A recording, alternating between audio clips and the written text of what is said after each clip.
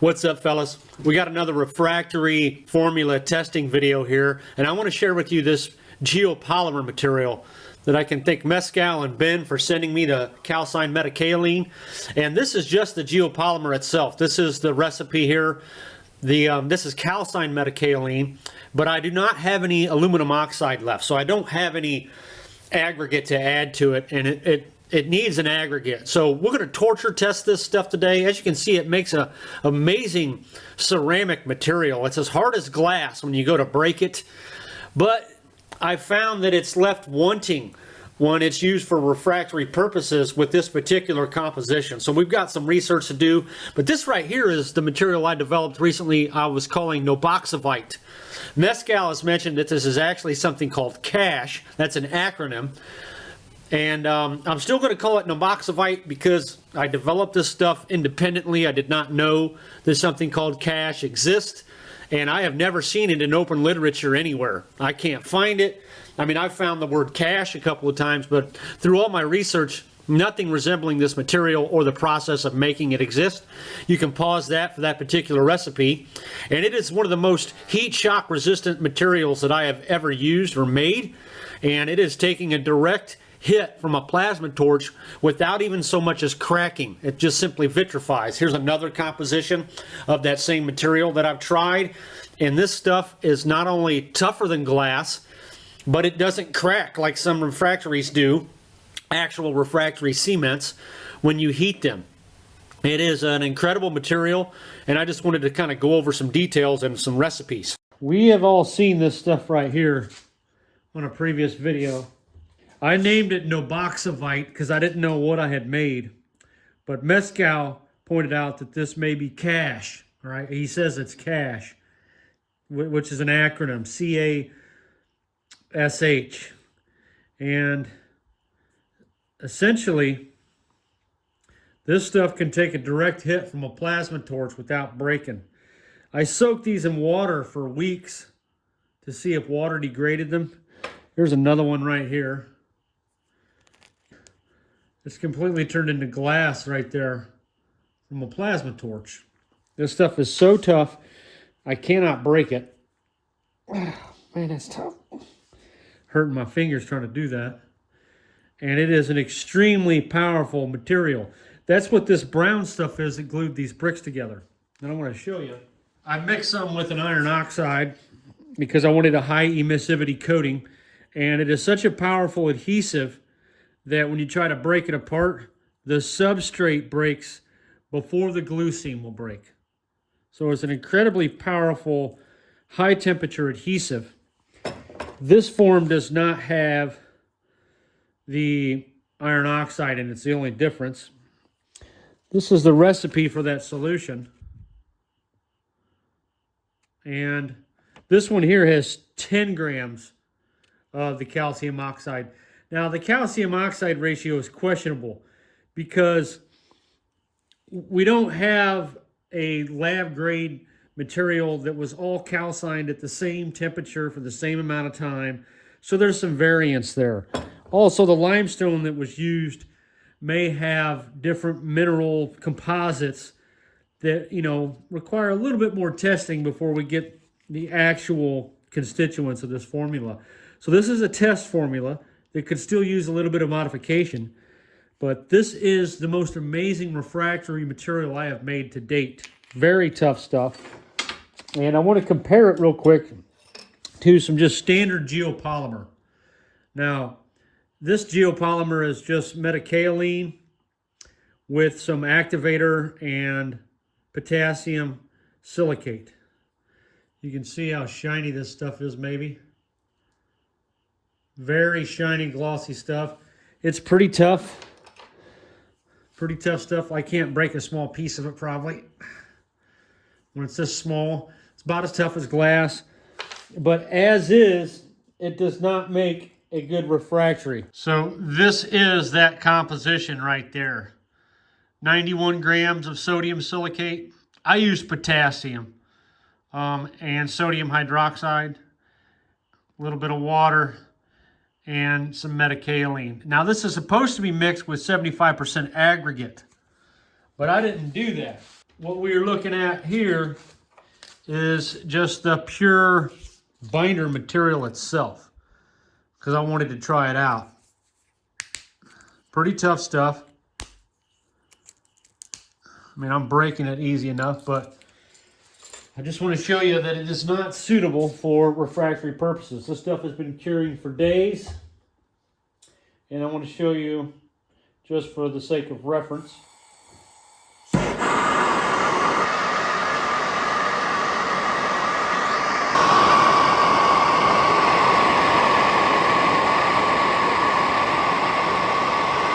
okay, that's pretty much red hot. I don't know if I'll be able to pick it up. As you can see, it falls apart very easily. Just crumbles into nothing. Crumbles into very small pieces. So it's not suitable for what we want. But for other applications, you know, it is some pretty amazing stuff. As is, here's another piece of just the binder. Big old plate of it I made. So this is just pure geopolymer. This is just the binder of a geopolymer that you're supposed to mix with an aggregate. And that was kind of hard to do, man. It's pretty tough.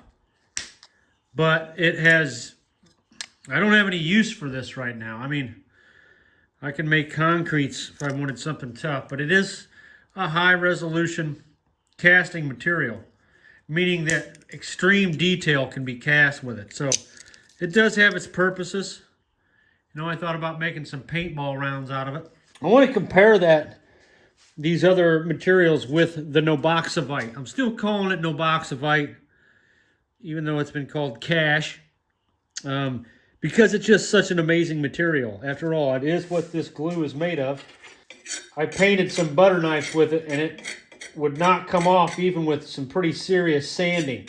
So it sticks to metals very well. So we're going to do a puck of this stuff.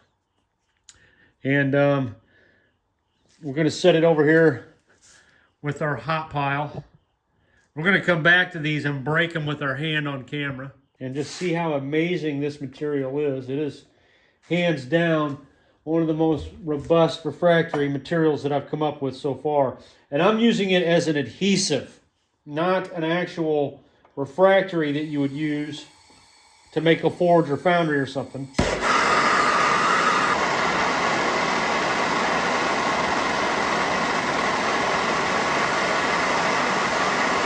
This is grams.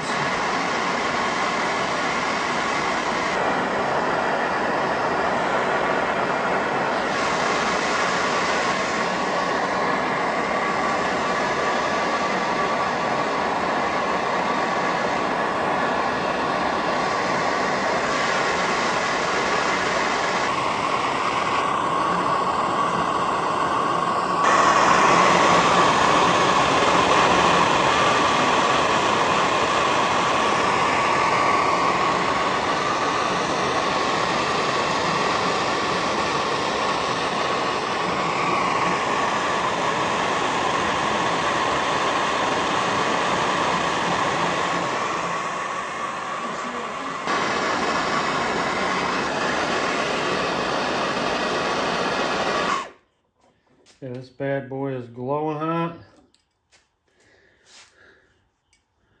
Really nice, really nice. And we are going to see that this material is just basically unharmed. And it will be just as strong, if not stronger, than before. So I am amazed with these calcium silicates. And calcium silicate has a melting point of 1500 Celsius, I think. Now you guys watch me do some experiments with the aluminum oxide electrolysis. And we made some buells of that, some samples. This piece right here is a sample that was made with the gamma form of aluminum oxide.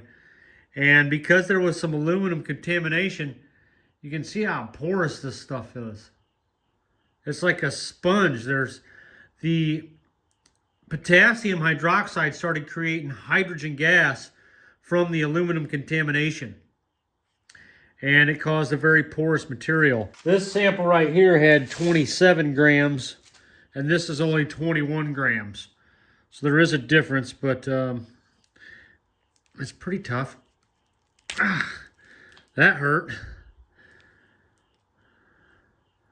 I don't know if you'll be able to see that, but you can kind of see here in the breaks just how porous this stuff is. So this ought to be interesting. If it doesn't degrade, this would make a great furnace lining refractory.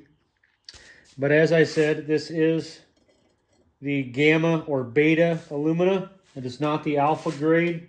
If something amazing happens with it wet, then I'll make it, I'll wait longer. But for now, I mean, who has 8 days to wait around for material to dry properly?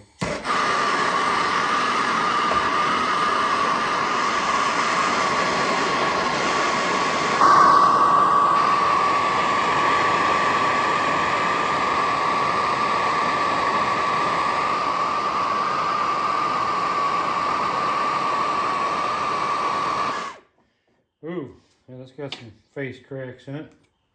I don't know how significant any of that is. So this is the electrolysis produced gamma aluminum oxide with the aluminum contamination. Put that to the side in our pile.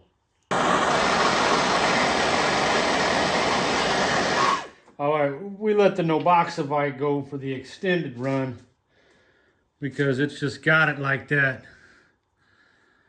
You can see that is one hot little piece of material there.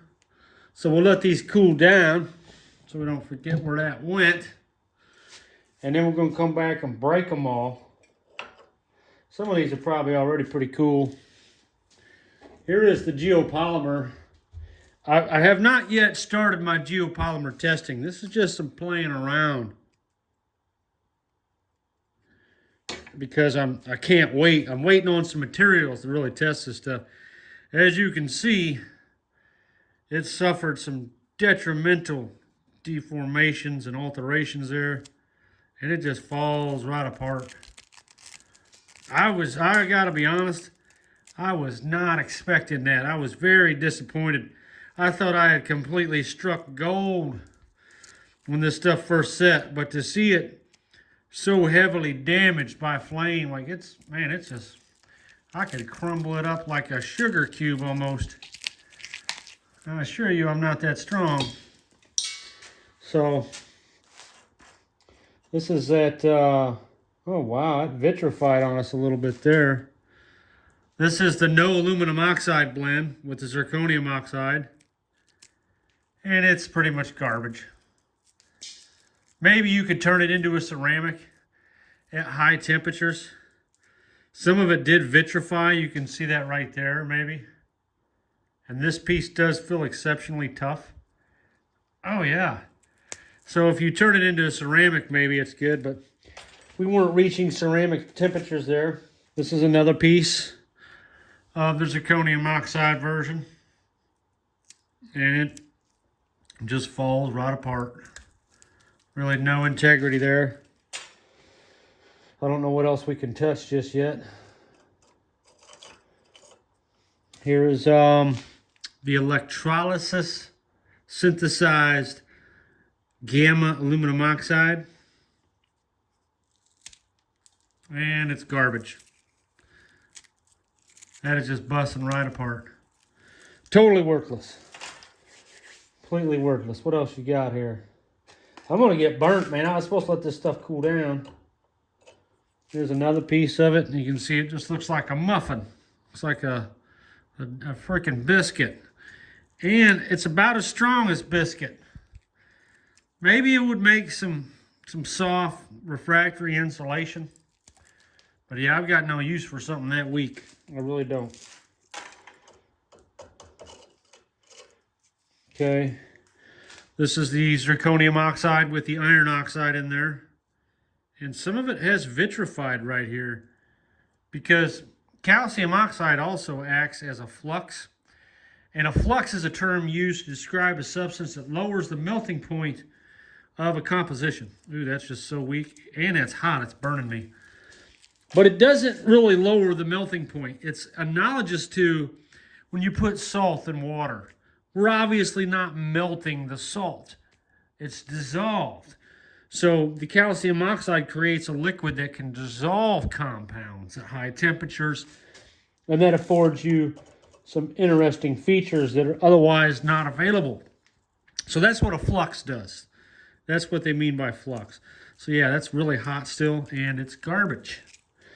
But we're going to have to let the Nooxivite materials cool down for quite a while. That's a pretty dense substance. It's extremely dense, so they're probably still very hot. I do not know what the emissivity of this material is, so this might be an inaccurate reading. This says it's 87 degrees. That one's 650. Okay, so this is basically my pride and joy. As you can see, it does have a crack that went down the center of it there, so it's probably going to crack right in half. Ooh, that was actually kind of tough. Even though it had a crack, probably caused from asymmetrical force loading. Asymmetrical thermal loading can cause cracks like that. But trying to break it where it didn't have the asymmetrical force load, I can't break it, guys. This stuff is so strong. I'm cutting my hand. Let's try and break it with 2 pairs of pliers here. See if we can do that. That was pretty tough. Pretty hard to do. Extremely hard stuff. Even after being burned to red hot temperatures, it's extremely robust. This is hard as concrete all day long, you guys. For sure. And that crack could have formed from some of these odd burn holes in the face there. So we're definitely going to have to let this one cool down. I do see a crack in the front of it there. And this composition has no kaolin in it. No calcined kaolin, which I believe it would benefit from that. So we're going to be doing this material with some metakaolin, calcined kaolin. I don't know that there's a difference. I got to learn some stuff here. But we'll let this cool down, and I'll come back, and we'll try and break it with our hands. But I can't do it when it's 650 degrees. Our brick adhesive, this stuff is just freaking phenomenal, man. That's this stuff right here. The calcium silicate is an amazing material. I just dropped it. It took all that torture. The block still glued together just fine. There are some surface cracks here, but I believe that's from the block cracking. Again, from something called asymmetrical thermal loading. If you get a little patch red hot in the middle of a block, that one small zone is going to expand, and it's going to wedge the material apart. So we'll come back to this. Out of all of those samples, the only thing that was worth a darn was the C.A.S.H, or what I like to call it, Nooxivite, because I did kind of discover it on my own, with my own jacking around. But apparently, I knew someone had probably already discovered this compound because, you know, back in the day before computers, I'm sure every mixture under the sun has been tried by somebody at some point. And come to find out, the calcium silicate industry is huge. They make all kinds of stuff out of calcium silicate. And, yeah, so we're not going to be able to try that just yet. It's still 380 degrees. We'll come back to that.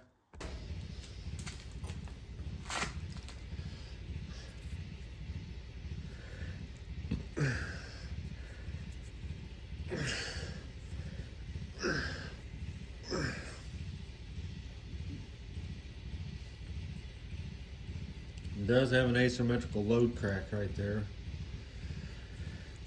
I can't get it to bust.